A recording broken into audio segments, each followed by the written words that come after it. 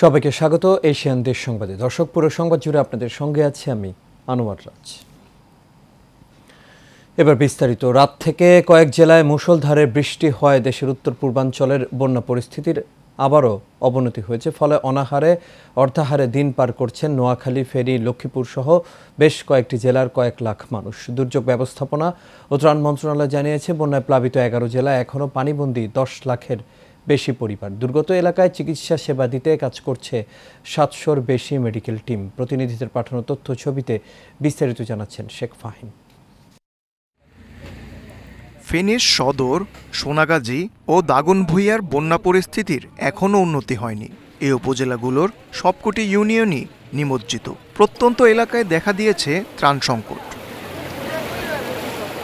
নোয়াখালীতে মাঝারি থেকে ভারী বর্ষণে সেনবাগ, সোনাইমুড়ি, চাটখিল উপজেলার নতুন নতুন এলাকা প্লাবিত হয়েছে। মেঘনার পানি বৃদ্ধি পেয়ে হাতিয়ার, ঘাসিয়ার চর, নিঝুম দ্বীপও জলমগ্ন হয়ে পড়েছে। মানুষের দুর্ভোগ এখনো কমেনি।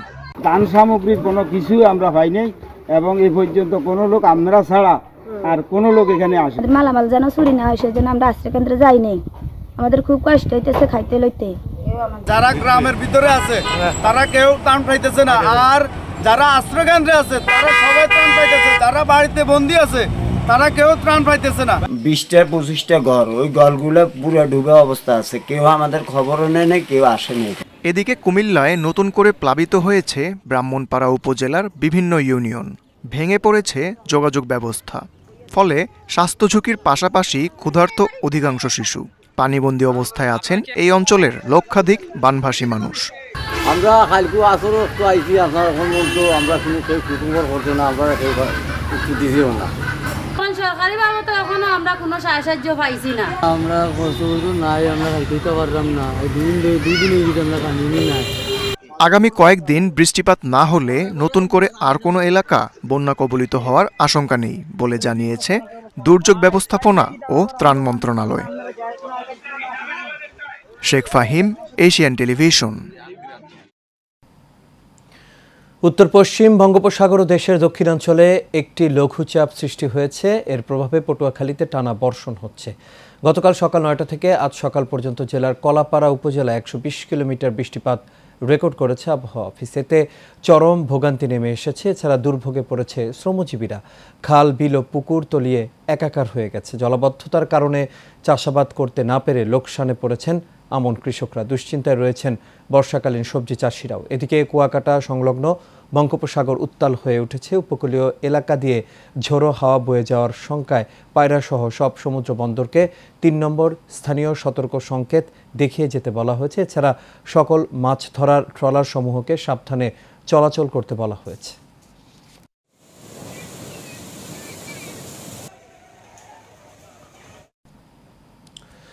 এদিকে মিরসরাইয়ে ক্রমশ বৃদ্ধি পাচ্ছে বন্যার পানি। গত কয়েকদিনে টানা বৃষ্টিতে পাহাড়ি ঢল ও ফেনী নদীর পানি বিপদসীমার ওপরে ওঠায় বেশ কিছু ইউনিয়ন প্লাবিত হয়েছে। ইতোমধ্যে লক্ষাধিক মানুষ পানিবন্দী হয়েছেন। প্লাবিত হয়েছে গ্রামের পর গ্রাম।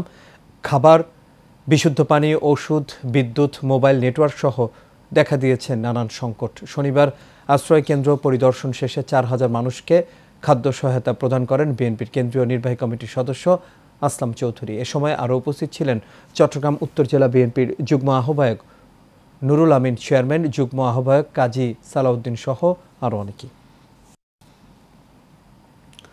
স্বরাষ্ট্র উপদেষ্টা লেফটেন্যান্ট জেনারেল অবসরপ্রাপ্ত মোহাম্মদ জাহাঙ্গীর আলম চৌধুরী বলেছেন, বন্যার্তদের সহযোগিতায় বিজিবি, র্যাব, বিমান বাহিনী, সেনাবাহিনী, পুলিশ সহ বিভিন্ন বাহিনী কাজ করছে। তিনি এছাড়া আরও বলেন, ত্রাণের কোনো সমস্যা হবে না, বন্যায় ক্ষতিগ্রস্তদের পুনর্বাসনও করা হবে। দুপুরে কুমিল্লার বুড়িচং সোনার বাংলা কলেজে বিজিবির উদ্যোগে ত্রাণ বিতরণ ও বিজিবির মেডিকেল ক্যাম্পেইন পরিদর্শন শেষে সাংবাদিকদের প্রশ্নের জবাবে এই কথা বলেন স্বরাষ্ট্র উপদেষ্টা। এ সময় বিজিবি মহাপরিচালক মেজর জেনারেল মোহাম্মদ আশরাফুজ্জামান সিদ্দিকী সহ বিজিবি সদর দপ্তর ও স্বরাষ্ট্র মন্ত্রণালয়ের ঊর্ধ্বতন কর্মকর্তা বৃন্দরা উপস্থিত ছিলেন।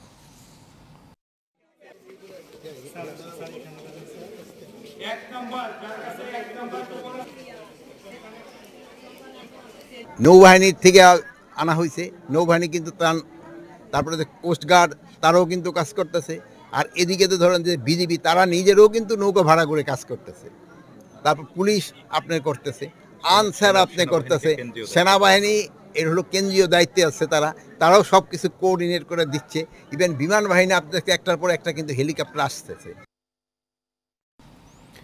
এদিকে চট্টগ্রামের ফটিকছড়িতে স্মরণকালের ভয়াবহ বন্যায় ব্যাপক ক্ষয়ক্ষতি হয়েছে। বন্যার পানি নামার সাথে সাথে ক্ষয়ক্ষতির চিত্র ফুটে উঠছে। বাড়িঘর, রাস্তাঘাট, নদীর বাঁধ, শিক্ষা প্রতিষ্ঠান সর্বত্রই এখন ক্ষতর চিহ্ন। এছাড়াও পানিতে ডুবেও বিদ্যুৎ স্পৃষ্ট হয়ে মারা গেছে 4 জন। বিভিন্ন ইউনিয়নে প্লাবিত নিচু এলাকার ঘরবাড়ি ও ব্যবসা প্রতিষ্ঠানে ক্ষতগুলো দৃশ্যমান হচ্ছে। কারো থাকার ঘর, কারো বা আবার রান্নাঘর, কারো আবার পুরো ঘর বিলীন হয়ে গেছে বন্যায়। বিশেষ করে মাটির ঘর ও কাঁচা ঘরের বাসিন্দারা চরম দুর্ভোগে পড়েছে। ঘরবাড়ির আঙিনা কাদাযুক্ত হয়ে বসবাসের অনুপযোগী হয়ে পড়েছে। যাচ্ছি ভিন্ন প্রসঙ্গে। চক্রান্ত করে ভারত বাংলাদেশে পানি পাঠিয়েছে বলে মন্তব্য করেছেন বিএনপির ভাইস চেয়ারম্যান বরকতুল্লাহ বুলু। দুপুরে নোয়াখালী চৌমুহনী পৌরসভা বিএনপি, যুবদল, ছাত্রদল, স্বেচ্ছাসেবক দলের আয়োজনে বন্যা দুর্গত আশ্রয় কেন্দ্রে ত্রাণ সামগ্রী বিতরণকালে তিনি এই কথা বলেন। শেখ হাসিনা যদি বাংলাদেশে থাকতো তাহলে তার বন্ধু মোদি এই পানি দিয়ে বাংলাদেশের জনগণকে কষ্ট দিত না বলেও মন্তব্য করেন তিনি।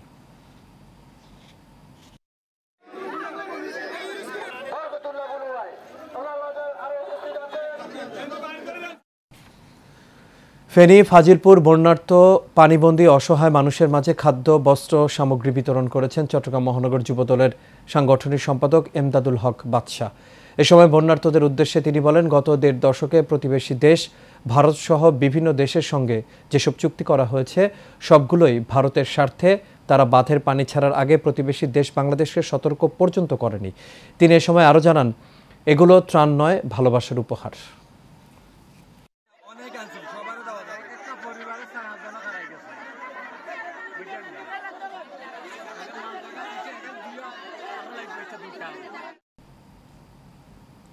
কুমিল্লার মুরাদনগরের বালুচরে বন্যার্তদের মাঝে খাবার বিতরণ করেছে গোকুলনগর গ্রামবাসী। দুপুরে উপজেলা বিএনপির সিনিয়র যুগ্ম আহ্বায়ক সৈয়দ মুস্তাক আহমেদের উপস্থিতিতে উপজেলার ছালিয়াকান্দি ইউনিয়নের বালুরচর গ্রামে বন্যায় দুর্গতদের মাঝে 500 প্যাকেট খাবার বিতরণ করে বিএনপি নেতা জসিম উদ্দিন।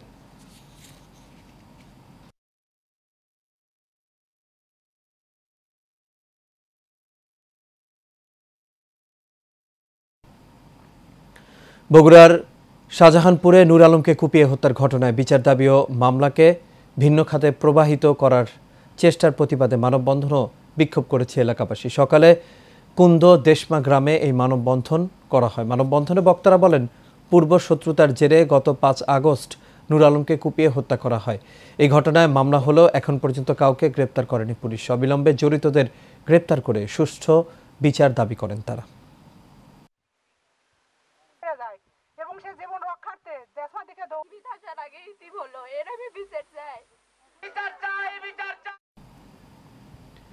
দিনাজপুর জেলার ফুলবাড়িতে ফুলবাড়ি ট্র্যাজেডি দিবস পালিত হয়েছে। দিবসটি উপলক্ষে আয়োজিত এক কর্মসূচিতে প্রাকৃতিক সম্পদ নষ্ট করে কয়লা তোলার চেষ্টা প্রতিহত করার ঘোষণা দেওয়া হয়।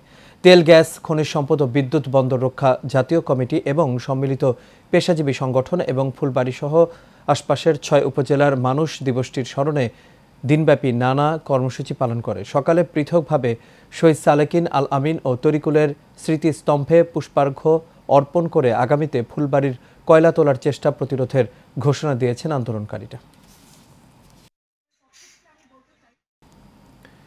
কালিয়াকৈর শ্রীকৃষ্ণ জয় দুর্গা সেবা সংঘের উদ্যোগে এক র্যালি ও আলোচনা সভার আয়োজন করা হয়েছে। সকালে চন্দন সরকারের সভাপতিত্বে আলোচনা সভায় বক্তব্য রাখেন বিএনপির জাতীয় নির্বাহী কমিটির সদস্য হুমায়ুন কবির খান ও মুজিবুর রহমান। এ সময় ভগবান শ্রীকৃষ্ণের ভক্তরা দুর্গা, দেবী, কার্তিক, গণেশ ও অসুর সহ বিভিন্ন দেবদেবীর সাজে সজ্জিত হয়ে নেচে গেয়ে র্যালিতে অংশ নেন।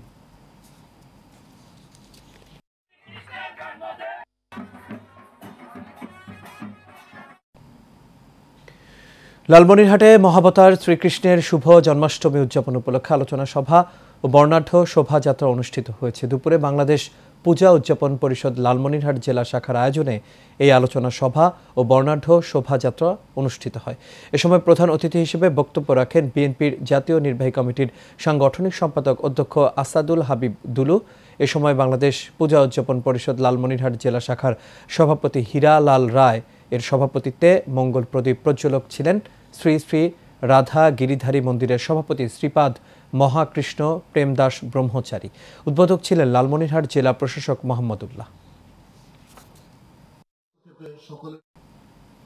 এদিকে মানিকগঞ্জে পালিত হয়েছে সনাতন ধর্মাবলম্বীদের ভগবান শ্রীকৃষ্ণের জন্মাষ্টমী। এই উপলক্ষে দুপুরে শ্রী শ্রী আনন্দময়ী কালীবাড়ি মন্দিরে আলোচনা সভা শেষে একটি শোভাযাত্রা বের করা হয়। শোভাযাত্রাটি শহরের প্রধান সড়ক প্রদক্ষিণ করে। উদ্বোধন করেন জেলা বিএনপির সভাপতি আফরোজা খান রিতা। এ সময় আনন্দময়ী কালীবাড়ি মন্দির কমিটির কর্মকর্তা এবং পূজা উদযাপন পরিষদের নেতাকর্মীরা উপস্থিত ছিলেন।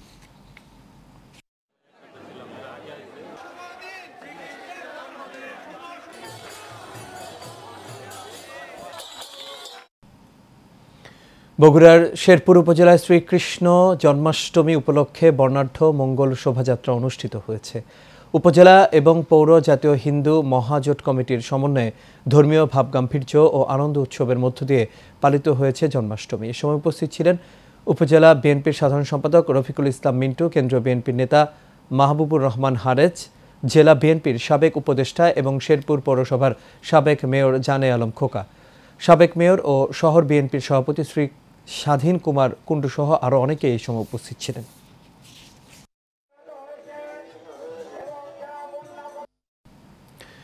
ভোলা ২ আসনের সাবেক সংসদ সদস্য আলহাজ হাফিজ ইব্রাহিম বলেছেন, ফ্যাসিস্ট শেখ হাসিনা নৌকাকে বাক্সে বন্দী করে আওয়ামী লীগের নেতাকর্মীদের রেখে দেশ ছেড়ে পালিয়ে গেছেন। শেখ হাসিনা দেশে ফিরে আসার আর সুযোগ নেই। রোববার সন্ধ্যায় ভোলার বাংলাবাজার উপশহরে জনসভায় এসব কথা বলেন। এ সময় জেলা বিএনপির সদস্য সচিব রাইসুল আলম, দৌলত খান উপজেলা বিএনপির সিনিয়র সহসভাপতি ফারুক হোসেন তালুকদার, দৌলত খান উপজেলা বিএনপির সহসভাপতি নিজামুদ্দিন ভুইয়া, উপজেলা বিএনপির সাধারণ সম্পাদক শাহজাহান সাজু সহ বিএনপির নেতৃবৃন্দরা উপস্থিত ছিলেন। দিনাজপুরের ফুলবাড়িতে বাংলাদেশ মুক্তিযোদ্ধা সংসদ ফুলবাড়ি উপজেলা শাখার উদ্যোগে সকল শহীদ মুক্তিযোদ্ধা ও প্রয়াত মুক্তিযোদ্ধাদের আত্মার মাগফিরাত কামনায় এক দোয়া মাহফিল অনুষ্ঠিত হয়েছে। অনুষ্ঠানে সভাপতিত্ব করেন বীর মুক্তিযোদ্ধা আলহাজ মনসুর আলী সরকার। এই সময় প্রধান অতিথি হিসেবে উপস্থিত ছিলেন ফুলবাড়ি উপজেলা নির্বাহী কর্মকর্তা মীর মোহাম্মদ আল কামা তমাল। বিশেষ অতিথি হিসেবে আরও উপস্থিত ছিলেন ফুলবাড়ি সার্কেলের অতিরিক্ত পুলিশ সুপার ফরাদ হোসেন, ফুলবাড়ি উপজেলা সহকারী মোহাম্মদ জাফর আরিফ চৌধুরী সহ আরও অনেকেই।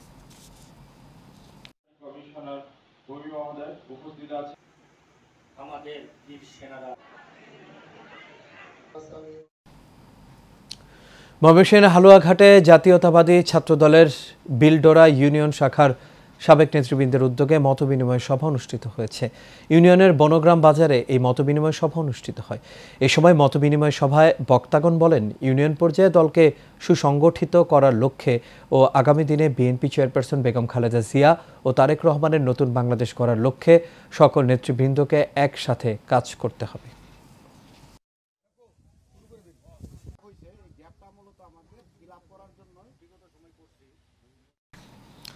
সিরাজগঞ্জের রায়গঞ্জে উপজেলা বিএনপির সাধারণ সম্পাদক ভিপি আইনুলের বিরুদ্ধে অপপ্রচারের সংবাদ সম্মেলন অনুষ্ঠিত হয়েছে। সকালে চান্দাইকোনা বাজারে নিজ কার্যালয়ে সংবাদ সম্মেলনে তিনি এসব কথা বলেন। সংবাদ সম্মেলনে বিএনপি নেতা আইনুল হক বলেন, ফ্যাসিস্ট স্বৈরশাসক পতনের পর থেকে কতিপয় ব্যক্তি ও গোষ্ঠী উপজেলার বিভিন্ন জায়গায় নানা ধরনের বিশৃঙ্খলা ও অপকর্ম শুরু করে। তবে একটি মহল তাকে জড়িয়ে নানা ধরনের অপপ্রচারে লিপ্ত হয়েছে। তার বিরুদ্ধে যে অভিযোগ আনা হয়েছে তা মিথ্যা, বানোয়ার, ভিত্তিহীন বলেও অভিযোগ করেন তিনি।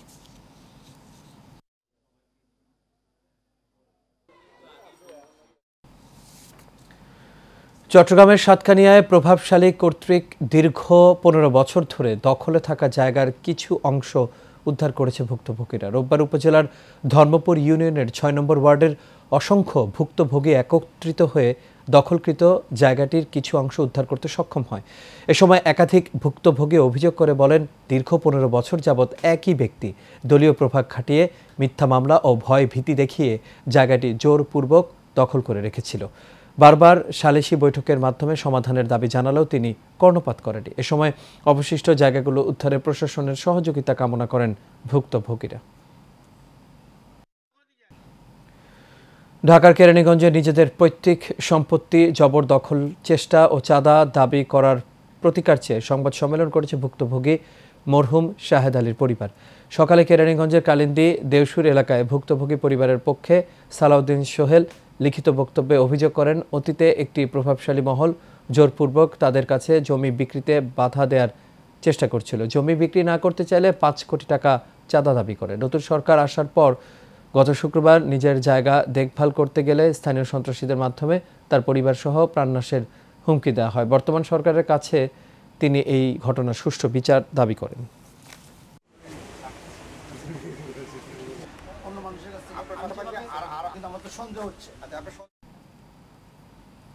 দর্শক, দেশ সংবাদ এ পর্যন্ত। আমাদের পরবর্তী সংবাদ দেখার আমন্ত্রণ রইল। এতক্ষণ সাথে থাকার জন্য সবাইকে ধন্যবাদ।